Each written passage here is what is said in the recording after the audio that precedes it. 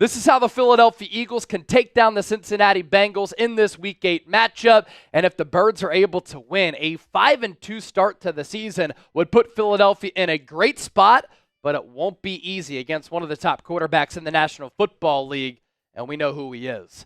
Cool Joe Burrow, national champion at LSU for one of the best, most prolific college seasons that you'll ever see for an entire team, an entire offense, and for a quarterback. Made it to the Super Bowl a couple of years ago against the Los Angeles Rams. That game came down to the final wire, and he's been a nemesis of Andy Reid and Patrick Mahomes. Joe Burrow is legit, and he's one of my top quarterbacks in the NFL when he's able to stay healthy. The Bengals are allowing 2.5 sacks per game. That's 18th in the NFL.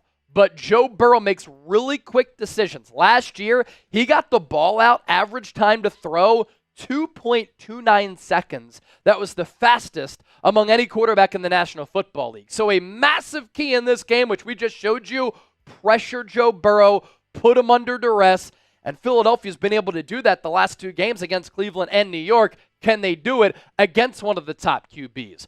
Burrow is having a terrific year. He's completing nearly 70.5% of his passes for nearly 1,800 yards, making really good decisions with the football. Touchdown to interception rate of 14-2, 7.8 yards per attempt, and a quarterback rating, which is fantastic, at 110.1. And we've showed you these numbers on the show. But to reiterate how elite Burrow has been, he's number 6 in passing yards, number 2 in money throws, number 4 in passing touchdowns, number 8 in yards per attempt, number 1 in true completion percentage, number 2 in deep ball completion rate, number 2 in EPA, number 2 in QBR, number 1 in true passer rating. He has the 2nd highest completion rate against zone and the 11th highest completion rate against man. What a great test for this Philadelphia Eagles defense to see if they've made the necessary strides to become a great unit.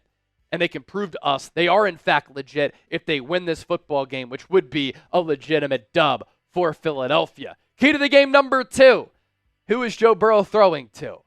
One of the top wide receiver duos in the National Football League, right up there with A.J. Brown and Devontae Smith, if not better in the eyes of some. You have to stop Jamar Chase and T. Higgins. This year, they're once again putting up massive numbers. They're both very difficult to defend. They both have diverse route trees. T. Higgins a little bit taller than Jamar Chase, so he can go up and get it. But when both are on the field, they both take attention away from one another, and they make each other complementary great, and it gives Joe Burrow 2 excellent options to throw to. Chase this year has been targeted 48 times, 39 catches already, 620 yards, average yards per catch at nearly 16, and he has 6 touchdowns. Stupid numbers all around going into Week 8. T. Higgins, he can go up and get it, but he can also run pretty well. Gives the Bengals a physical wide receiver on the outside. 45 targets, 29 catches, 341 yards, 11.8 yards per catch. You're not as explosive downfield as his running mate, and 3 touchdowns. I mean, 9 combined touchdowns between these two. And so Quinyon Mitchell, as a rookie, is going to be matched up against Chase and against Higgins. And we'll see how he fares. Now, throughout this year, I love what I've seen from Quinyon going up against some really good wide receivers who are a different blend of physical or fast. He's done a great job, whether it's against Malik Neighbors or Christian Watson or Rashid Shaheed. Like, he has really performed well. He's 4th in the NFL in pass breakups. He's 3rd and 4th in completions, according to Pro Football Focus, against Neighbors last week. 2 targets, 1 catch, 14 yards. He roughed him up. He got physical with him. That's what you love to see. And the 79.8 passer rating that he has allowed, 38th. That is in between 2 All-Pros, Jalen Ramsey and Trent McDuffie. Tall test for Quinyon coming up during Sunday's game. For Jalen Hurts, what has been the formula for the Eagles to have success the last 2 wins? Playing a clean slate of football. And for Hurts, not turning the ball over. That's why he's having success right now. For the 2nd straight game against the Giants, Hurts did not give the ball up to the opponent, and he's made really good decisions with the football. And you look at what he's done against Cleveland, what he's done against New York, those 2 games were different.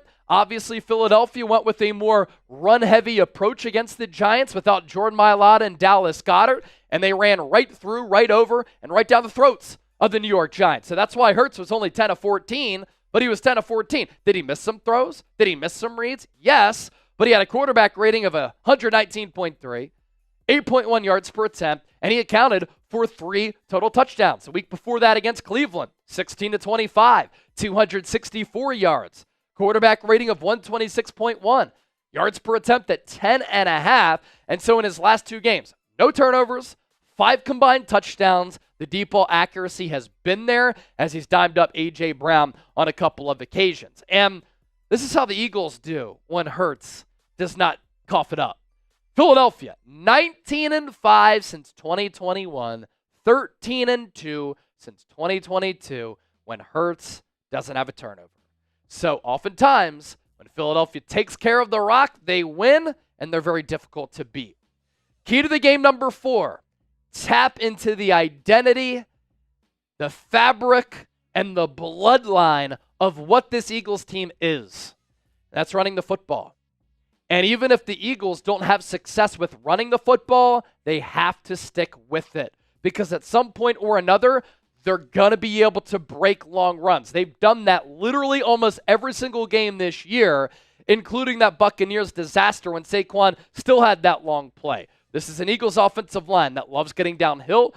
They love gaining momentum and steam. And when they start to operate downhill, pull blocks, bully ball, physicality, they open up gaping holes for this Eagles rushing attack. And look at how well the Eagles have run the football in all 6 of their games this year. Against Green Bay, 38 attempts, 144 yards, 2 touchdowns. Against Atlanta, still can't believe they lost that game.